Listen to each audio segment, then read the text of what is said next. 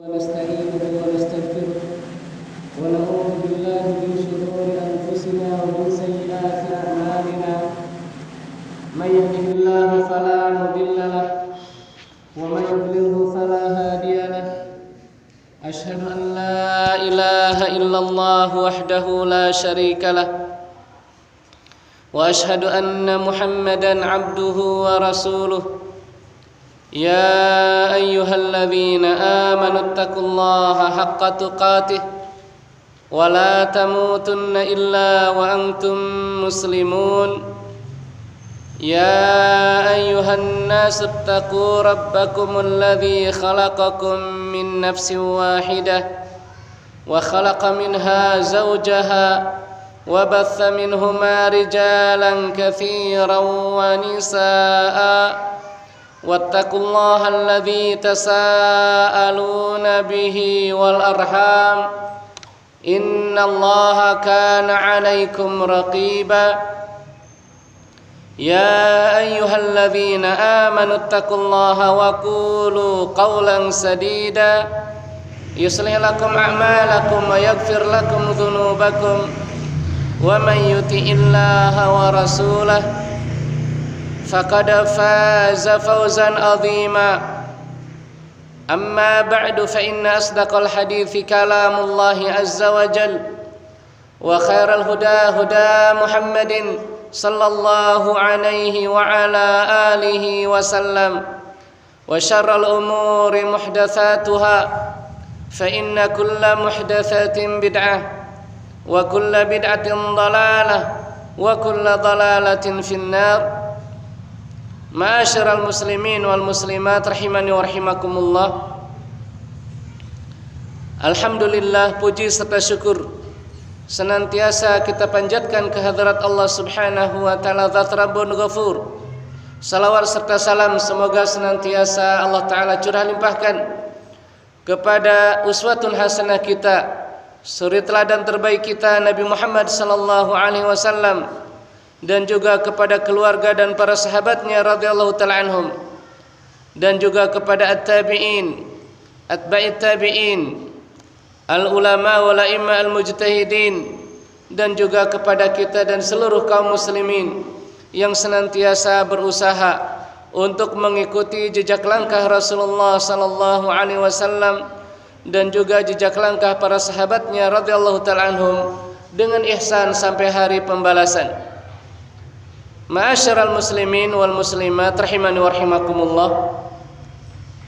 Melanjutkan pembahasan kitab Mudzakkiratul Hadits An-Nabawi fil Aqidati wal Ittiba'.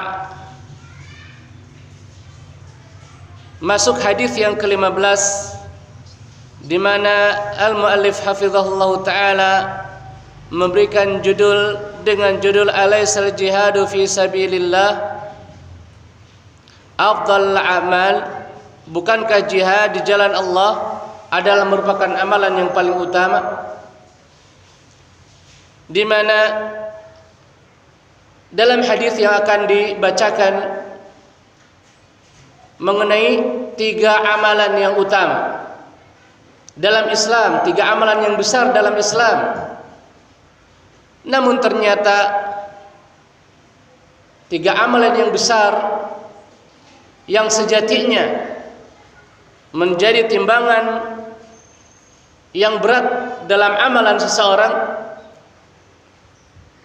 tapi ternyata 3 amalan yang besar dalam Islam menjadi tidak bernilai, bahkan menjadi bumerang bagi para pelakunya, disebabkan karena hilangnya keikhlasan. Sebelum masuk kepada pembahasan, di sini penting bagi kita untuk memahami keikhlasan. Demikian pula cara bagaimana mewujudkan keikhlasan. Keikhlasan adalah amalan hati, dan yang paling berat dirasa bukan oleh kita, oleh para ulama terdahulu, apalagi oleh kita.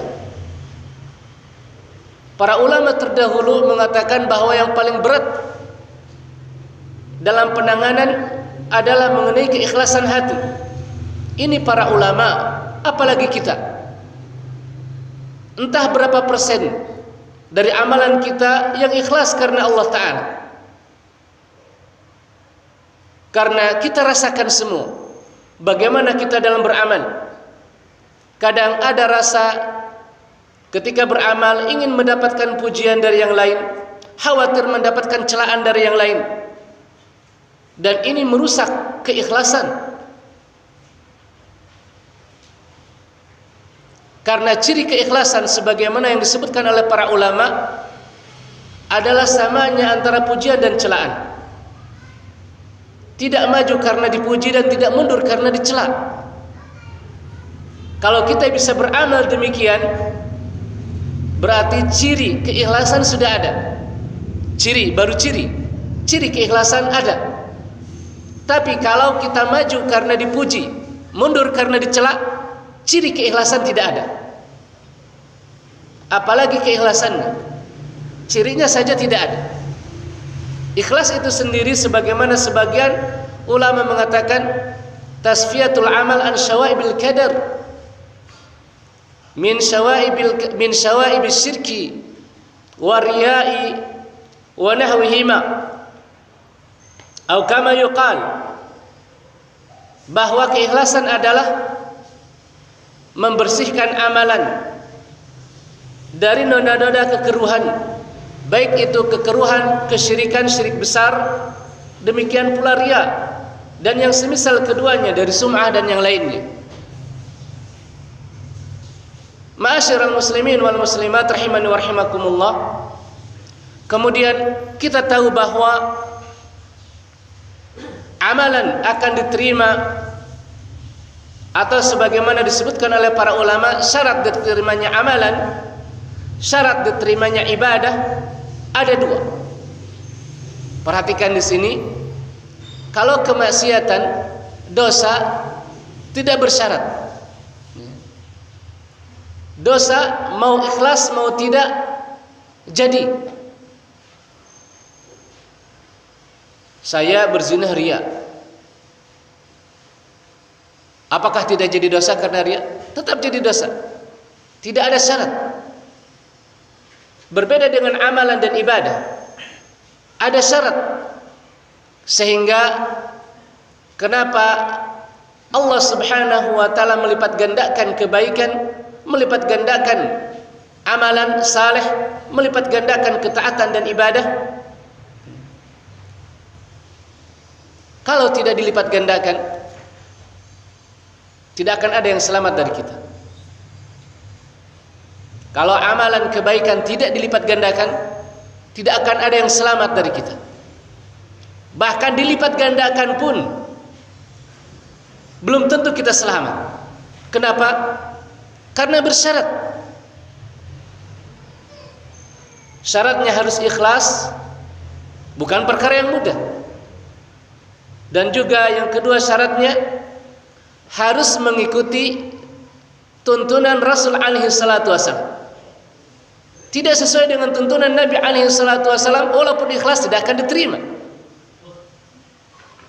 Karena Nabi alaihi salatu wasallam mengatakan, "Man 'amila 'amalan laisa 'alaihi amruna fahuwa radd," ay mardudun 'ala sahibi. Barang siapa yang beramal tidak ada atas amalan tersebut perintah kami, maka amalannya tertolak. Nabi alaihi salatu wasallam yang mengatakan. Ini Nabi alaihi salatu wasallam yang mengatakan. Terkait dengan keikhlasan, kita tidak bisa menilai hal ini. Ini penilaian batin, diserahkan kepada Allah Subhanahu wa taala. Adapun penilaian zahir, sesuainya dan tidak sesuainya dengan tuntunan Nabi alaihi salatu wasallam, ini kita dengan syarat memiliki ilmunya bisa menentukan salah dan benarnya. Si fulan salah, si fulan benar dari sisi zahir, karena tidak sesuai bahkan menyelisihi tuntunan Nabi alaihi salatu wasallam. Tapi masalah hati, si fulan tidak ikhlas, si fulan ikhlas, ini bukan urusan kita. Ini urusan Allah Ta'ala. Yang menjadi urusan kita adalah amalan-amalan zahir, ditimbang dengan syariat Allah Subhanahu wa Ta'ala yang disampaikan oleh Nabi kita Nabi Muhammad alaihi salatu wasallam. Sesuai dengan syariat benar, tidak sesuai dengan syariat dengan tuntunan Nabi alaihi salatu wasallam salah.